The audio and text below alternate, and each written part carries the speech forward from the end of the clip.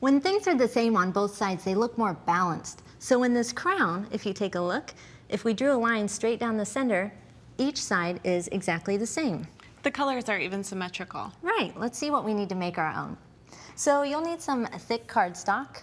We're using shiny silver.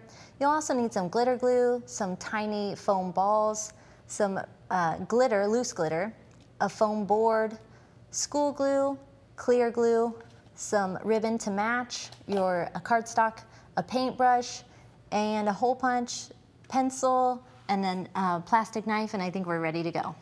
You'll also need this paper, or this pattern that you can find on our website, and when you print it out, it's going to look just like this, and here's where our symmetry comes in. You're going to print this out twice, tape them together once you cut them out, and that gives you your full crown pattern.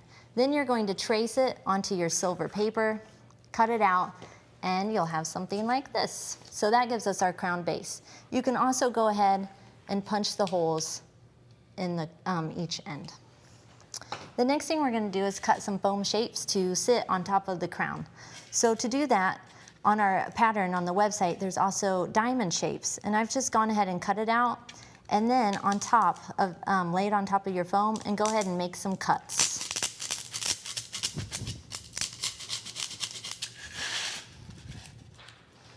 And you could also trace around these pieces if you wanted to with a pencil, like so. And then finish cutting them out. That would be an easy way to make lots of different shapes. That's right. And then if you have two, you can see we've got a little bit of rough edges, but you can clean those up just by rubbing the two pieces together. Super almost like easy. sanding. It is. And now we have perfect diamond shapes. The other thing you'll want to do to prep your pieces is cut some foam balls in half. So you can do that again with your knife. And also, so those will sit on top of our diamond shapes if you look at the finished ones. And also on the other 4 balls, you'll want to puncture the end with a craft stick. And that's so when we glue them at the end, you can set them right inside. So let's bedazzle them a little bit. Let's do that. So then when you're ready to decorate, you can attach one of the foam balls or the diamond shape to a toothpick, and then pour some glue onto your paper plate. We're using clear glue. Yes, and you just want to spread an even layer of clear glue all over the little shapes, and that's going to make them your very own gems for the crown. So spread a pretty even layer of glue, and the toothpick just makes it easier to hold while you're working on it. That's a good tip. You can also work over, when you're ready to shake your glitter, you can work over something that can be folded up. So if I use this piece of paper and I have any extra glitter, then I can roll it up into a funnel and put it back in my container.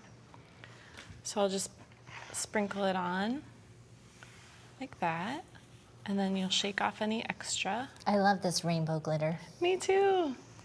It's so colorful and fun. Everybody loves rainbows. That's right. Okay, so then you can set this aside to dry. And to dry, I'm just going to sit it in this extra little piece of foam that I have here. Good thinking.